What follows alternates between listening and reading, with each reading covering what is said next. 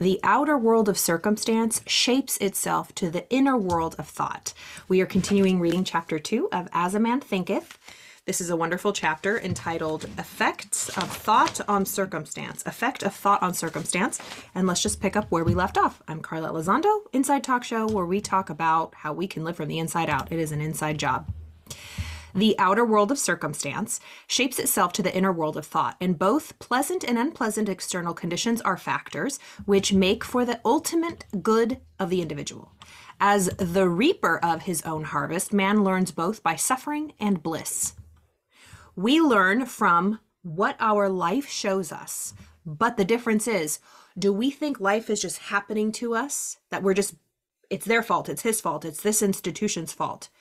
Or how can I change the weather in here, that it doesn't matter what's happening outside? I remain unmoved. Following the inmost desires, aspirations, thoughts by which he allows himself to be dominated, pursuing the will-o-wisps of impure imaginings, or steadfastly walking the highway of strong and high endeavor. So following your innermost desires, aspirations, and thoughts by which you allow yourself to be dominated. What are your innermost desires? What are your innermost aspirations? And what are your innermost thoughts that you allow yourself to be dominated by?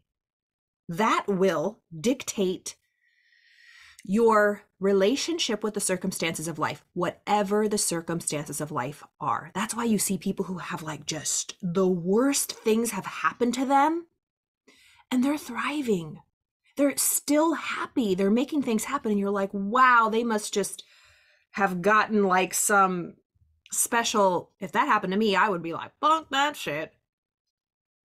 No, we're all the same. Circumstances that are really crappy, people dying, people getting terminal illnesses, tragedies, but yet they remain unmoved. They remain fruitful and peaceful and make something out of their lives. But then we see the opposite. The people who their lives fall apart, their families fall apart. The outside circumstances broke them. That's the real tragedy, not the tragedy that broke it. The real tragedy is letting that tragedy take over. But it takes work, it takes community, it takes help. Yeah, so depending on our innermost desires, aspirations, thoughts, which we allow ourselves, if we just let ourselves be whipped to and fro, we're not at the helm of the ship. We're not steering what we're getting emotionally involved with. If we're not there, we're just being thrown here and there, truly, of whatever's coming in and what's surrounding us. What is out here in the world and free and just coming in, it's cheap. It doesn't cost anything. And cheap costs a lot in the long run if we let it take over our lives. So if we just let ourselves be whipped here and there by impure imaginings, we're screwed. But if we walk steadfastly, if we steer steadfastly with a strong and high endeavor, we will definitely reach a different destination. There are people who are drifting in life, sitting in their boats, expecting to just float into a port of their dreams. But then there's people who are really steering, checking the map daily, setting their sails, which is attitude and mindset work. But we all do, and I do myself. I was an unconscious, entitled person. I thought, I didn't ask to be here. I didn't ask to be born. So somebody help me. Hello? I had existential rage. I was owed something that clearly somebody better show up and help me. God, you better pull through. God out there. Truly, I have turned it inward, inside out, living from the inside out.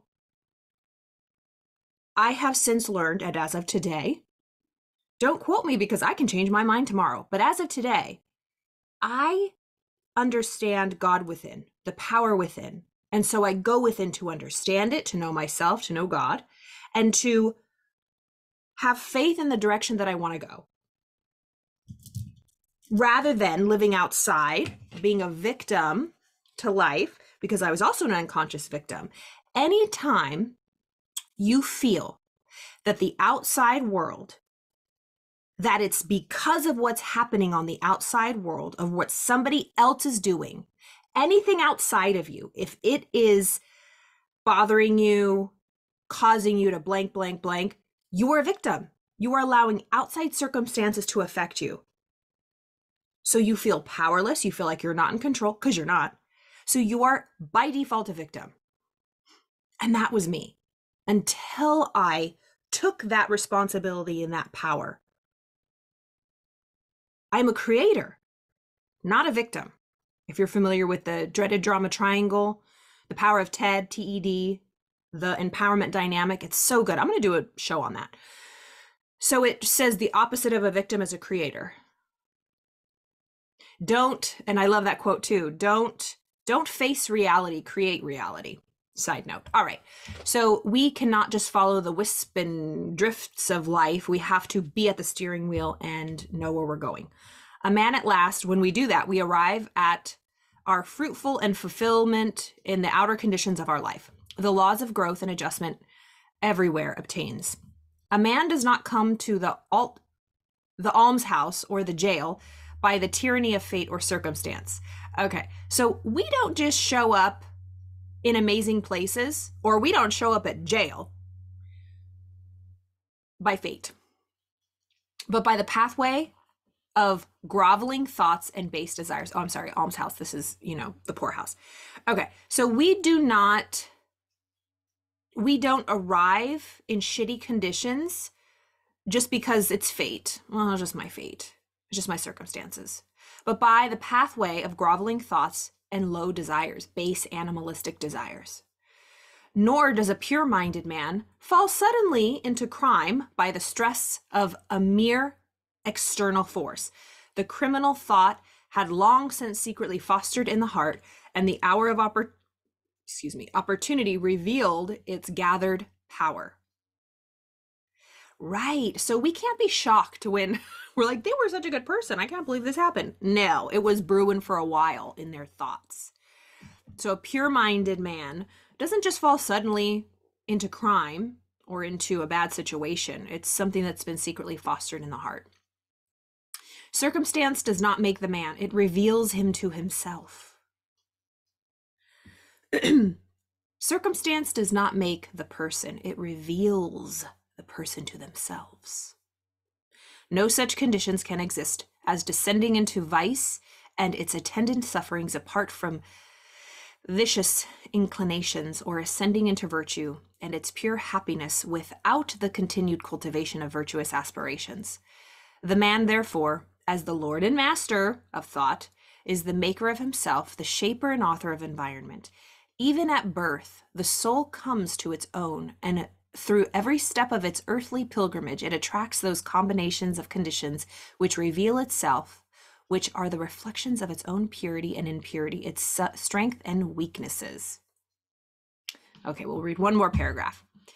Men do not attract that which they want, but that which they are. I love that. We don't attract what we want. We attract what we are. Their whims, our fancies and ambitions are thwarted at every step, but our innermost thoughts and desires are fed with our own food, be it foul or clean. The divinity that shapes our ends is in ourselves. It is our very selves. Only ourself, right? It says only himself monocles man. Thought and action are the goalers of fate. They imprison being base. They are also the angels of freedom. Oh my gosh, that's the chains. We only chain ourselves. Thought and action are the goalers of fate. Is that what that word is? Gowlers? Let's look it up. I don't know my phone. They imprison. Being base.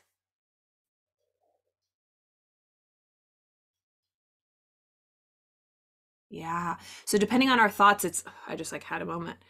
That's what I love about reading these books. It just makes you think. So our thoughts can imprison us, and our thoughts can be our angels of freedom. They liberate and are noble. Not what he wishes and prays for does a man get, but what he justly earns. We do not get what we pray for and what we wish for, but what we justly earn. And prayers are only gratified and answered when they harmonize with our thoughts and actions. We will leave it there. So I would say we don't attract what we want, we attract what we are. We don't get what we pray for and what we wish for. We get what we justly earn. And our prayers are only answered when they are harmonized with our thoughts and actions. We have to be integrous. Our thoughts have to match our emotions. You can think a lot of things. Well, I like this person. They're nice. They're this, but deep in your heart, you don't agree. Something isn't right. But you continue to engage. You continue relationships that you know you shouldn't be in. I redid my little drawing. So if you haven't seen this represents the mind. We have two parts: conscious thinking, subconscious feeling, and then our body. And depending on how we act, we get results. So what we think dictates what we feel, because we feel something when we get emotionally involved with a thought repeated over and over and over, becomes a belief, becomes a habit, a way of life. Unconsciously, then our body moves into action, and then that dictates the results or circumstances in our life. But this was another kind of visual, the ship metaphor on the sea of life. Our conscious thinking mind, we're the captain. We dictate. The captain holds the thought seeds. And it's the captain that dictates. Hopefully he's awake, he's on duty. And that's why it's so important to pay attention consciously. What's coming into your mind? The captain, yes, this can pass through. This is where we'll steer the ship. This is the direction we will go with a thought. So depending on how we steer our subconscious mind, this is the wheelhouse. It's where we steer the ship, the direction of where the ship, our body, is going to go. And then that will dictate our destination or our destiny, where we end up in life. So where are you in life? Where are you in life on each category? Career, calling, vocation, finance, money, wealth, or poverty, relationships, love, family, friendships, and health, mental, physical, emotional health. I am actually starting, well, I coach anyway, but I'm doing a very special promotion for the last 3 months of this year. It starts October 3rd to December 19th. So it's a really fast 12-week version of the program I do, which is 6 months. It's usually 24 weeks, but we're cutting it in half to get this power-packed punch by the end of the year. I'm offering it for less than half of what this program is worth. Less than half of what this program is worth. So if you want to join me for the last 3 months of this year to not only get a jump start on 2023, but perhaps even reach your goals before the year even starts. If you want to reach your goals before the year 2023 even starts, join me for this last 3 months in this coaching program. It is a special promotion. I'm offering it less than half of what this program is worth. So message me. I would love to meet you, see if this program is right for you. And again, thank you for all your love and support. I think we're at like 270 subscribers on YouTube. I'm really excited. So share this with anybody who you think would like it, and I will see y'all tomorrow.